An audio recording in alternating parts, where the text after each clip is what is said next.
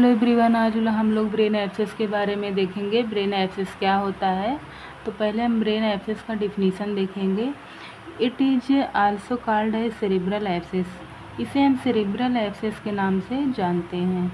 ये brain abscess is serious and life threatening condition. मतलब जो ब्रेन एब्सेस होता है एक सीरियस मतलब गंभीर एंड लाइफ थ्रेटनिंग मतलब जानलेवा बीमारी होता है। इन विच पस एक्यूमुलेशन इन द ब्रेन।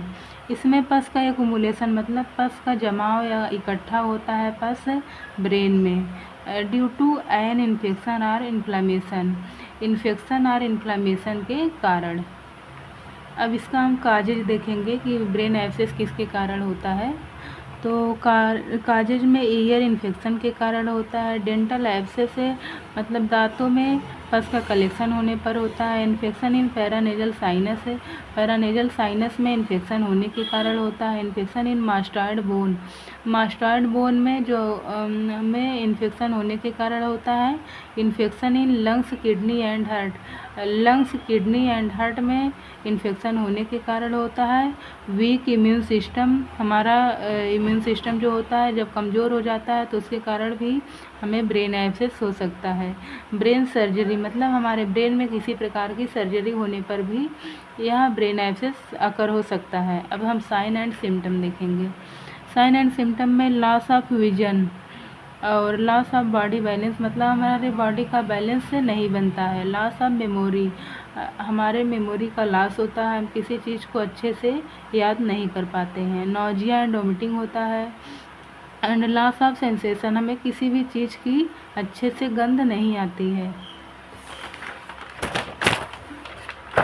अब इसका हम डायग्नोस्टिक देखेंगे। डायग्नोस्टिक इवेल्युएशन में सीबीसी मतलब ब्लड टेस्ट करेंगे, चेस्ट एंड स्कल एक्सरे करेंगे, नीडल बायोप्सी करेंगे, ईसीजी करेंगे। ईसीजी का फुल फॉर्म होता है इलेक्ट्रो इंसिफेलोग्राम, ईईजी करेंगे, इलेक्ट्रो इंसिफेलोग्राम।